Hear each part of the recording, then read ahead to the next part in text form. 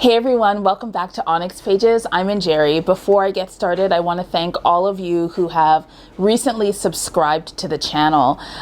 There has been significant growth in the past month, and I'm really enthused by your interest in ONYX Pages and really happy that you have clicked that subscribe button. And for those who haven't, let this be my invitation for you to sort of think about whether or not you'd like to be a part of the ONYX Pages community and join by subscribing. I would really appreciate it. I'm trying to continue this wave of posting regularly so that we can connect more often. And by subscribing, you tell me that you're interested in that. So thank you very much. All right. The purpose of this video today is to tell you about the books that I read in January. Wonderful. And thank you to those of you who shared your thoughts on how this month should be pronounced. I can't say that I'm always going to say January instead of January, which is how I like to say it. I love how you say January. You do? I do. Okay. I do. It's you. It is me. Authentically you. Tommy approved.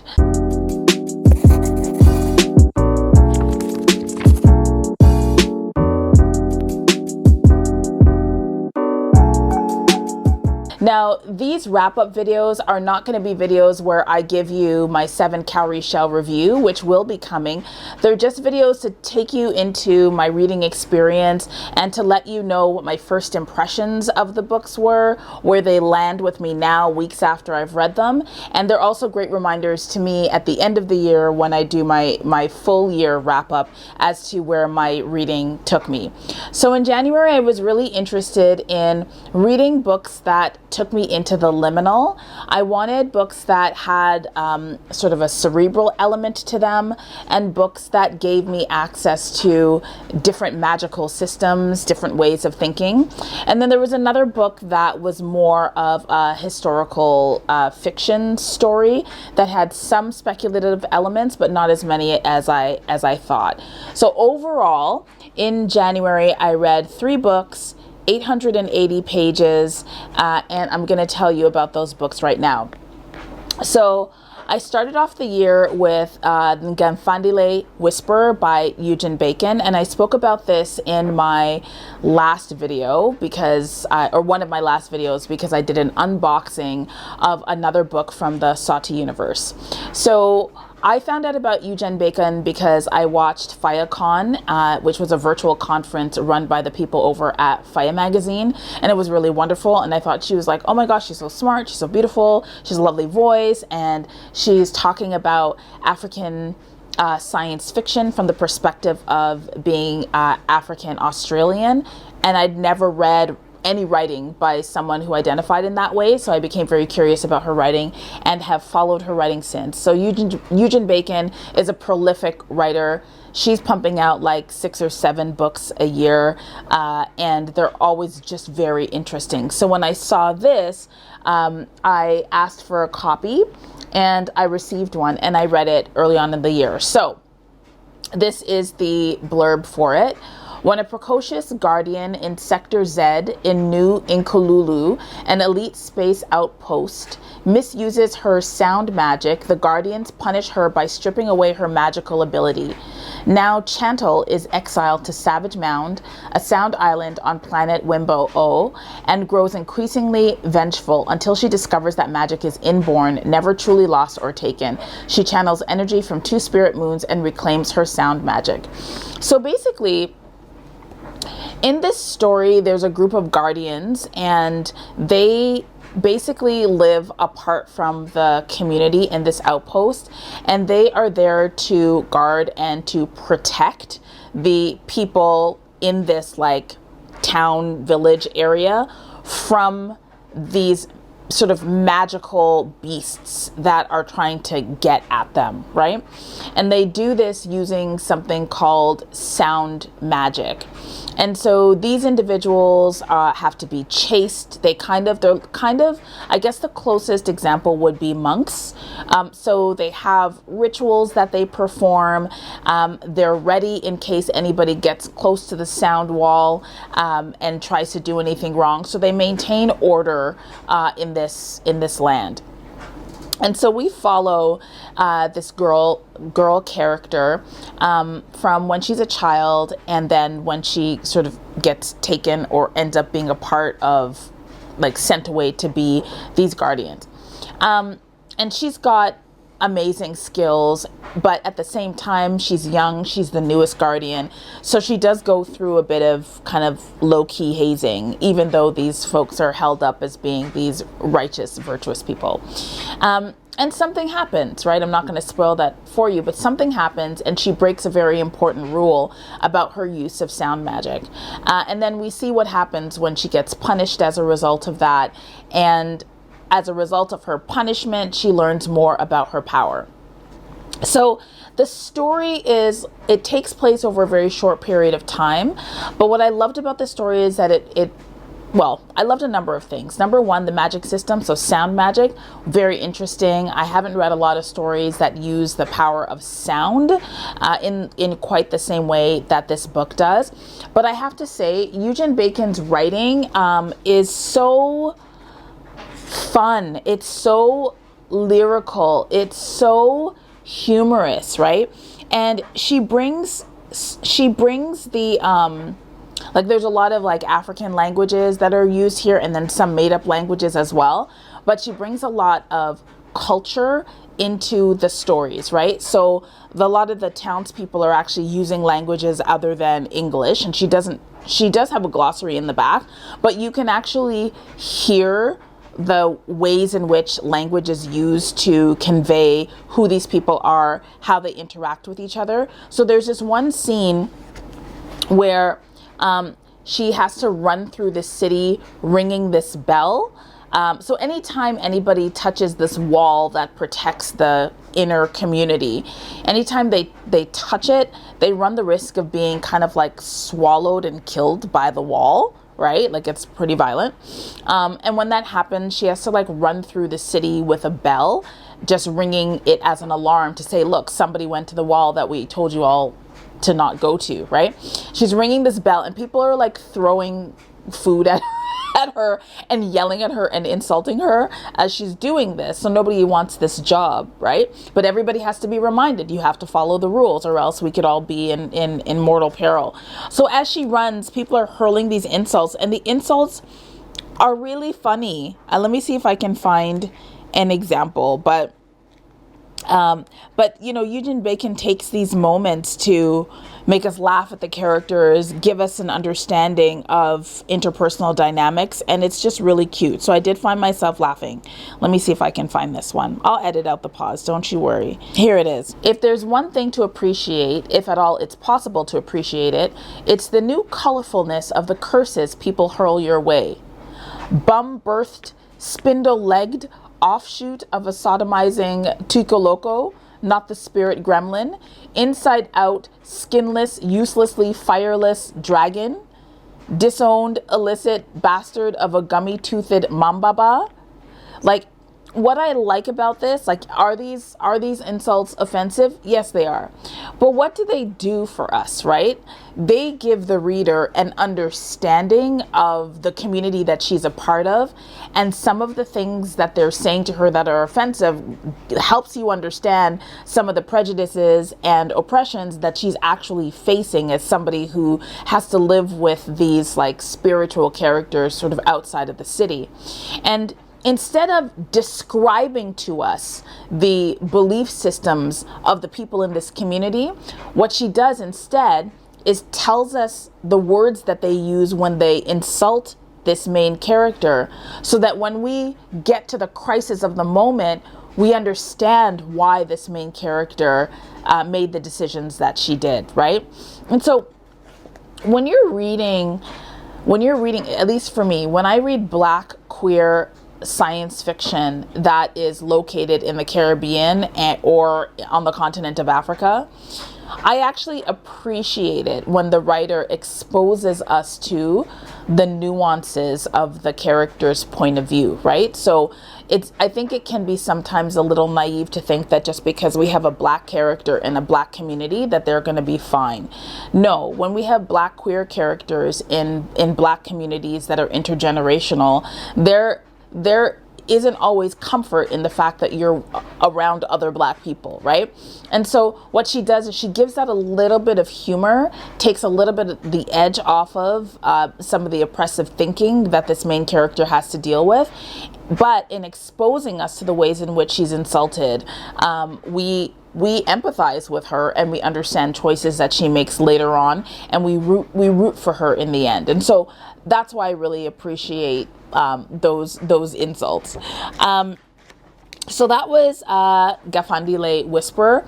I would say some things that I was hoping for. I really wanted more time spent at the end in the resolution of the story, so that we could see how she heals after her punishment.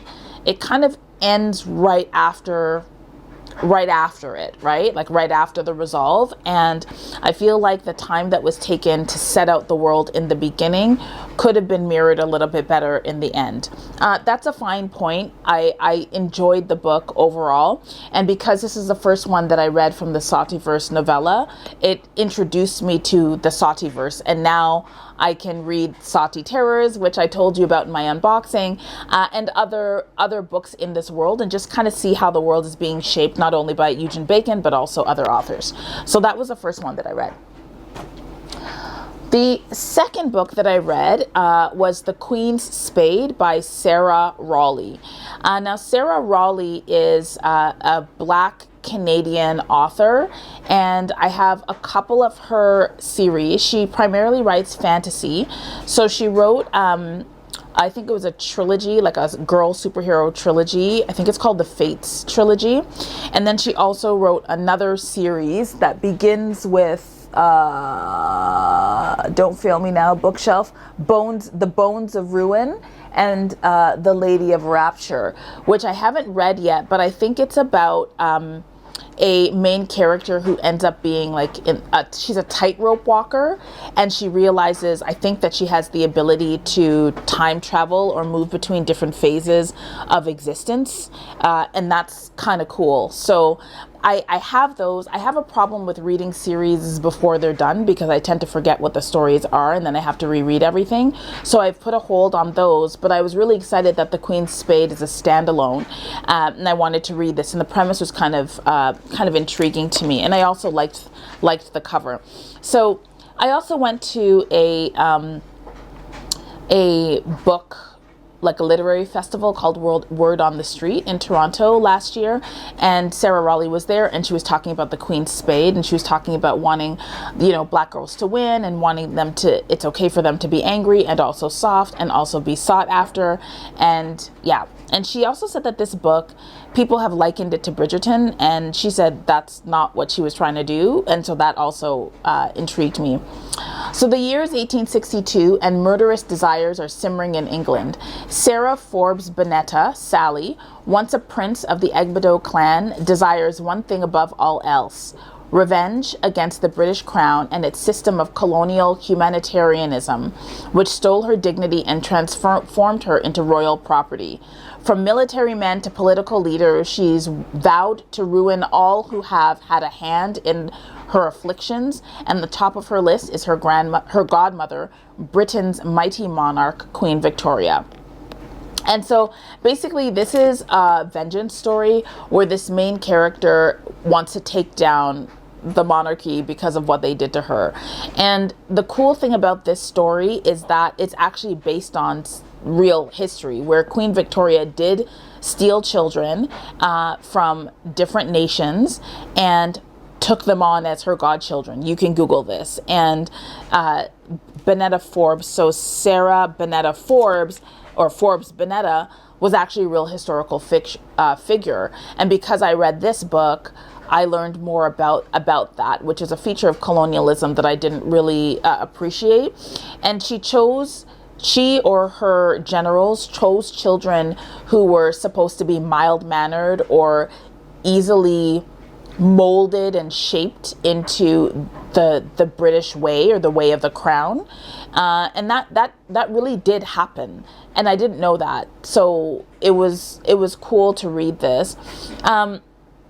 I thought that this book would have had more speculative elements It had a few, but I wouldn't call this, I guess it's Black speculative fiction in that it asks the question, what if one of these children decided to fight back and did not accept her future? So it does speculate, but it's not fantastical in the way that I was hoping. So there weren't like ghosts or, you know, like there was this one moment right at the end, but I didn't get the feels that I need when it comes to like the fantastic element of a story, meaning the fantastical.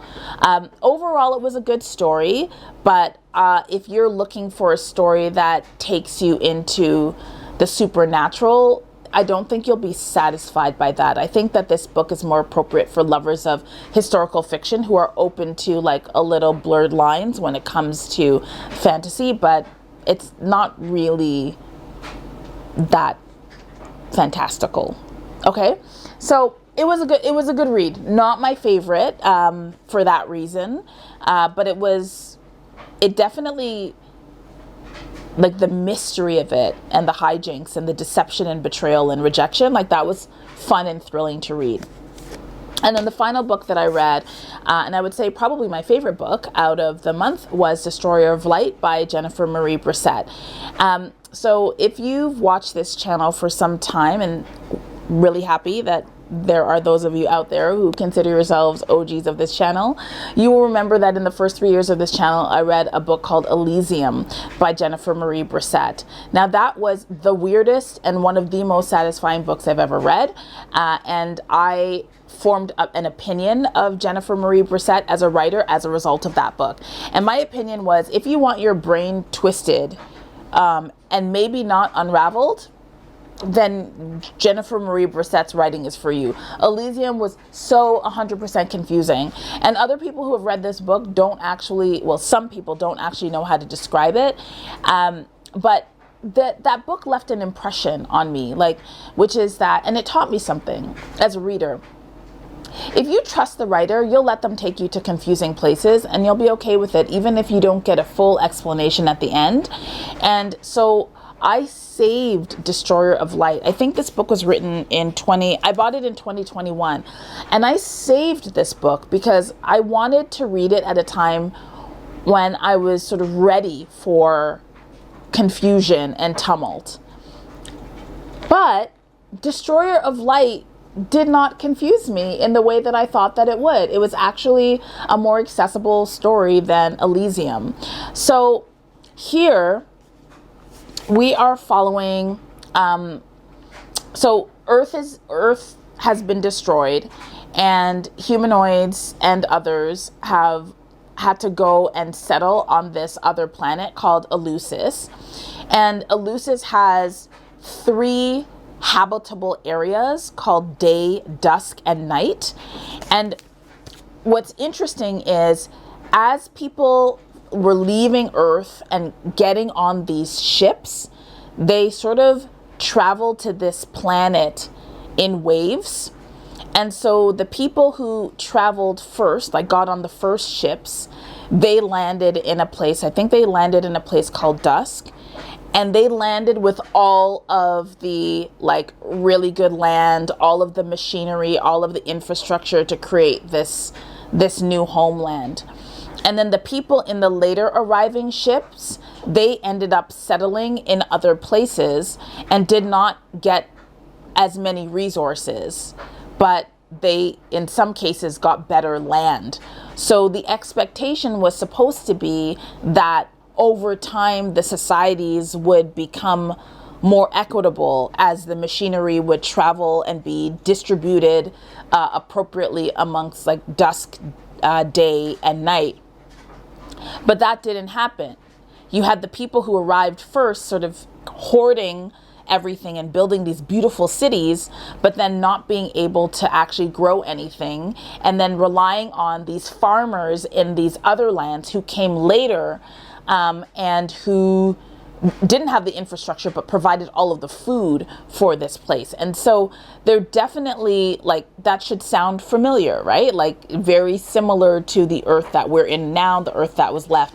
And so some people, you know, when we think about colonizing other planets, some stories don't reckon with how we would deal with like the classism and oppression and the xenophobia that we have right now. And what I liked about Destroyer of Light is that Brissette actually imports all of those oppressions into this new place and requires us to reckon with them, even though we're on another planet. There are tons of magical elements here. There's like, without spoiling it, we have ancestral magic, we have plant nature magic, we have AI sentient stuff happening. We have West African cosmologies and magic based in Ifa, or Ifa adjacent magic. Like, we have all sorts of different magic interacting with aliens and also interacting with the notion of mutation and psychic development. And yeah, just really cool. One thing to know about the story is that when all of the humanoids went to this other planet, the humans went to this other planet, they were locked in these containers that were filled with this like gel that would allow, like, preserve their bodies for the long journey. But during the journey, some individuals were given or developed skills, like supernatural abilities. And so there's just this whole reckoning with the different abilities that different people had, and like their eyes are different colors. Like, it was really, really cool. So there are 3 interacting stories here. There's one family whose son goes missing, and so they hire these like criminals to help find the son. And then we have a mother and daughter relationship that goes awry, and the daughter ends up going missing. We have to figure out what's happening to the daughter. And then there's this resistance to the classism that is brewing and wanting to really challenge the way that society is divided. So all of these stories intertwine in Destroyer of Light, and I enjoyed it. Okay. So that is my January wrap up, my January recap, to tell you what I read in the month of January. If you are interested in any of these books, I would love to hear if you've read them, or if you haven't read them, why you're interested in them. And if you have any questions about elements of the books that I read that might help you make some decisions about whether you'll read them, please feel free to ask them. So what should we, oh, Tomi's not here. She's got her earbuds in. Oh, I was gonna say, if they got to the end of the video, what should they put in it? I think they should put something like a starburst. Starburst? Yeah, something with a bit of green and red. I'm looking at the cover. Okay. Just trying to figure out. So something with a starburst, some kind of starry thing. Yes. Space starry thing. And then something regal and royal. Like something regal and royal, like we are. Mm-hmm. And because the theme of your glasses, your earrings, you're popping, you're looking fabulous. I think some kind of green, minty, refreshing thing. Even a sprig of mint. A sprig of mint. There's no mint emoji though. Then people can just use something, a sprig of like pine. A pine. Something tree-like. Tree-like. Yes. Herb-like. Okay. You have so many options for an emoji. So there you have it. Those are the books that I read in the month of January. Thank you very much for watching my January recap and wrap up. And remember to read with purpose. And I'll see you in my next video. Bye, everyone.